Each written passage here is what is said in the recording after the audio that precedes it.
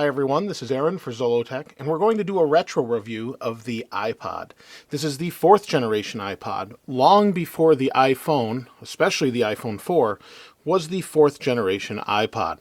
This was released in July of 2004, and I actually had this as my first iPod, not my first music device. I had Rios and things like that before this, but this was my first iPod that I actually got as a Christmas gift in 2004.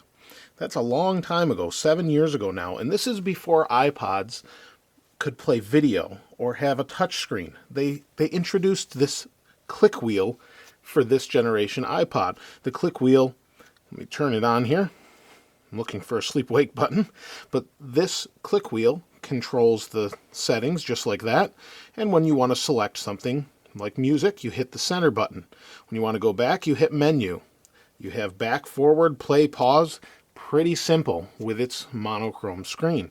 And there's not a whole lot going on in the user interface, but that's what made it good. It was simple, had a very simple, straightforward user interface, and worked well. But let's take a look at the outside. This is pretty well kept up and works great. This is a 40 gig hard drive based iPod. It gives 12 hours of battery life, and if we look at the top, we have a microphone jack along with a controller port, so if you had a controller you could control it on the cable of the headphones, and then we have a hold switch that simply lets you hold. On the back it did get some scrapes, but it's pretty good considering its age. It says 40 gigabyte. See if we can get the reflection out of there. 40 gigabyte iPod.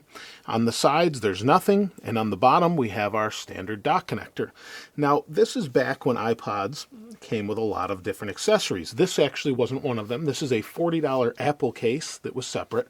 The iPod was $400 or $399.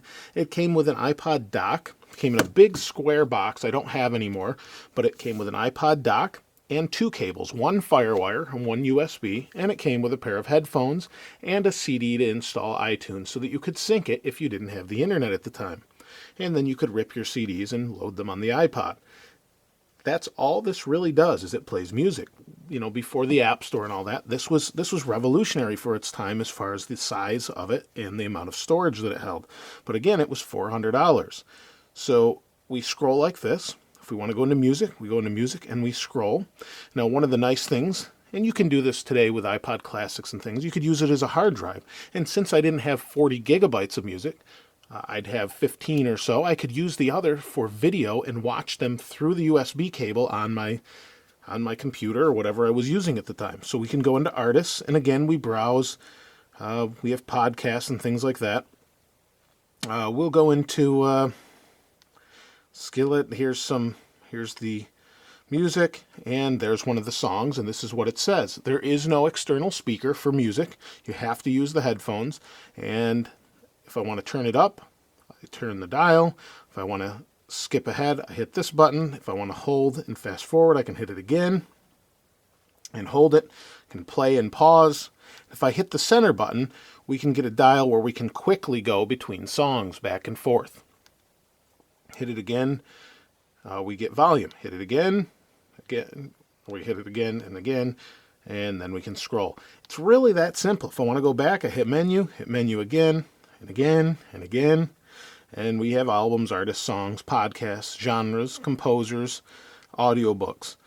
We do have a couple things with extras and settings. We can shuffle the backlight. We can turn on and off. You can go right back to now playing. But if we go into settings, we have about, main menu, shuffle, repeat, backlight timer. We do have an EQ on this, sound check, and clicker. Let's turn the clicker on. I can hear it. Pretty crazy, I know. And we have legal, language, contacts. The strange thing is your iPod could sync contacts and play music. That's just about it. Now, if we go back one, there are a few things you could do extra with it. We have a clock, contacts, calendar, notes, and games. And these would be notes that you would load from your computer, sync through iTunes. Not a whole lot more. They have instructions. And games, Brick, Music Quiz, Parachute, and Solitaire. So if we go into Brick, this is Breakout. That's pretty much it. We can play Breakout on this pretty low-res LCD screen. Not a whole lot going on here, but you get the idea. It was just a music player. Now, the good thing about this is the audio fidelity is really good out of the old iPods. If you compared this to the first gen iPhone, I actually kept using this when I had the first gen iPhone, mainly due to its storage, but kept using it because it had better audio output through the headphone jack or through the dock connector. Whatever audio processor is in here just seemed to do a better job and have better reproduction of music without any distortion or anything different. And this still is very good compared to today's devices as far as audio quality. It's very simple, but it still works, and this is built really well.